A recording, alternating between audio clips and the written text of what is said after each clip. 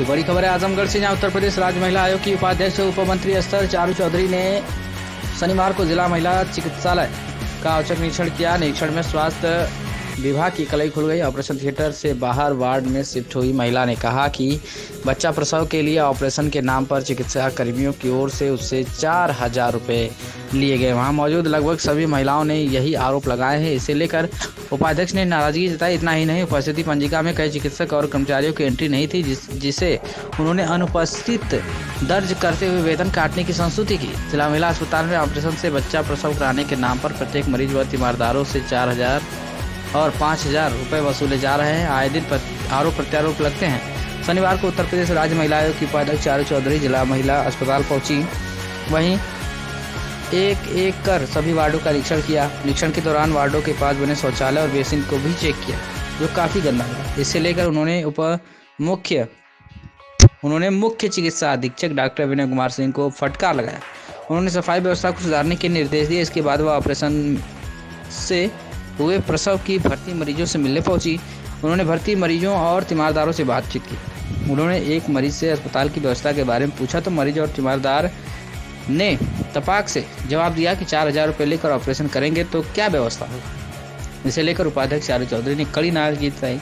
उन्होंने चिकित्सक और चिकित्सा कर्मियों को कड़ी फटकार लगाई। उपाध्यक्ष उप मंत्री अख्तर चारू चौधरी ने बताया कि उपस्थिति पंजिका में भी गड़बड़ी पाई गई है। 6 से अधिक लोगों ने उपस्थिति पंजिका में अपनी एंट्री ही नहीं दर्ज की है। कोई एक दिन तो कोई 2 से 4 दिन तक एंट्री नहीं किया है। उन्होंने उन्हें अनुपस्थित मानते हुए वेतन काटने की संस्तुति की है।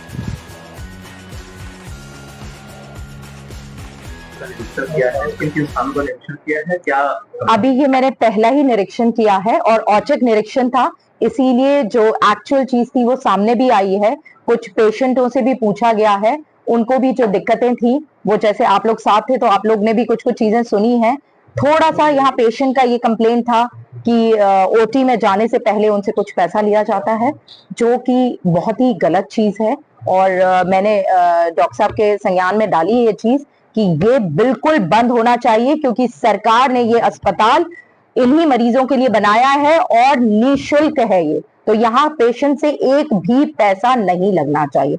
दूसरी चीज, यहाँ पे रेडियोलॉजिस्ट क्योंकि आप पे एक ही है तो वो उतने शायद नहीं कर पाते हैं, इसीलिए कुछ पेशेंटों को ये भी बोला गया है कि आप बाहर से करा लीजिए, जो कि गलत है। उसमें भी, क्योंकि कोई भी अगर आप जांच बाहर से कराते हैं तो उसमें पेशेंट का पैसा लगता है, वो नहीं होना चाहिए। अगर आपको जरूरत है रेडियोलॉजिस्ट की तो आप एक डिमांड डालिए और एक और रेडियोलॉजिस्ट रखिए।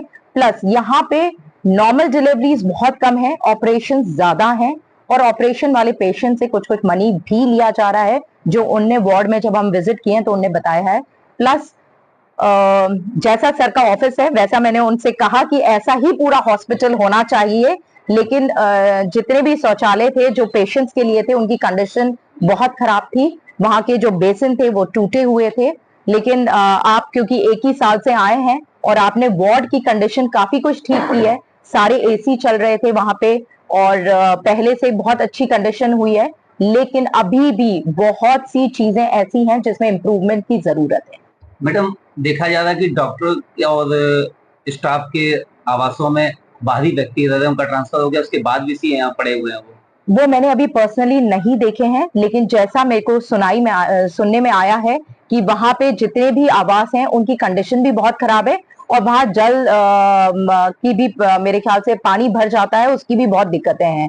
तो उसके ये कि जैसे जो लोग अन्य जगह पे पोस्टेड हैं वो भी यहाँ रह रहे हैं, जो रिटायर हो गए उसके बाद भी यहाँ पड़े हुए हैं। अब जैसे यहाँ पे डिप्टी सीएमओ थे यहाँ पे, वो रिटायर हो गए उसके बावजूद यहाँ पड़े हुए हैं। और तो ये तो आपको उनकी कंप्लेंट डालनी पड़ेगी कि अगर वो रिटायर हो चुके हैं तो वो आवास क्यों लिए हुए हैं।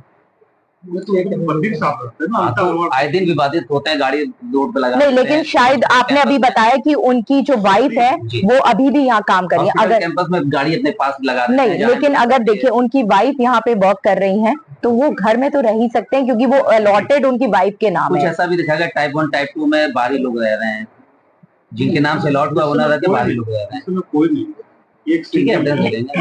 हाँ, अगर ऐसा कुछ है तो आप बता सकते हैं, उसकी कंप्लेंट हम डालेंगे। और शिकायत दे दी है। अच्छा, तो यहाँ चले गए हम इसको। मैडम ये सवाल और बताइए। आपने अभी रजिस्टर चेक किया है, रजिस्टर में भी कुछ इश्यूज आए हैं। आपने और भी जगहों पे गए साफ सफाई को लेकर के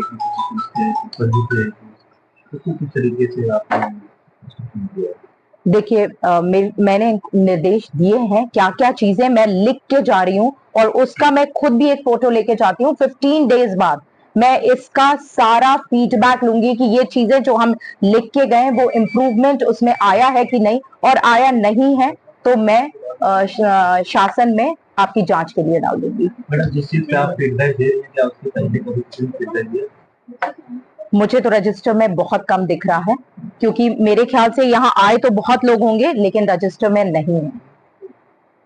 मैम, ये समाज कल्याण में बिना पैसे लिए कोई काम नहीं होता।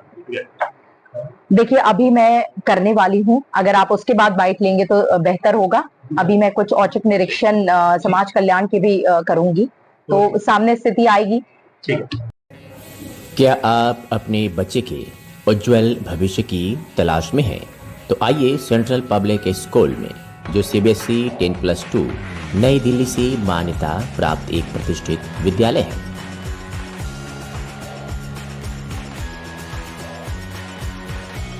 सत्र 2025-26 के लिए एडमिशन ओपन है। नर्सरी से लेकर कक्षा 9वीं एवं 11वीं तक।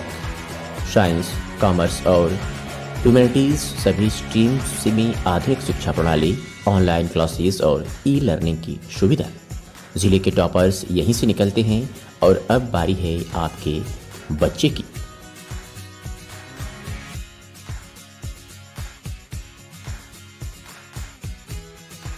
फीस स्ट्रक्चर बेहद ही किफायती। नर्सरी से कक्षा 8वीं तक मात्र 750 रुपये से 1650 रुपये प्रति माह। कक्षा 9वीं 2000 प्रति माह। कक्षा 11 की केवल 2500 रुपये प्रति माह। वाहन की सुविधा 20 किलोमीटर के दायरे में उपलब्ध है।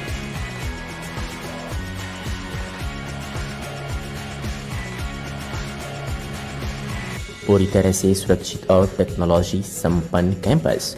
स्थान जाफरपुर नियर कौनशीराम आवास कॉलोनी, आजमगढ़।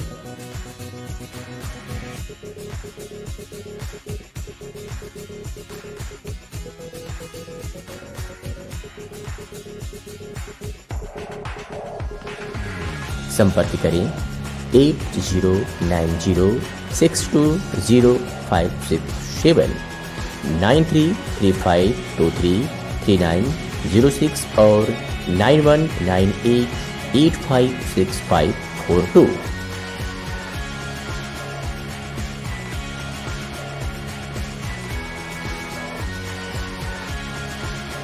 इसके प्रधानाचार्य हैं Rakesh Singh. Central public school, आपके बच्चे का भविष्य हमारी जिम्मेदारी।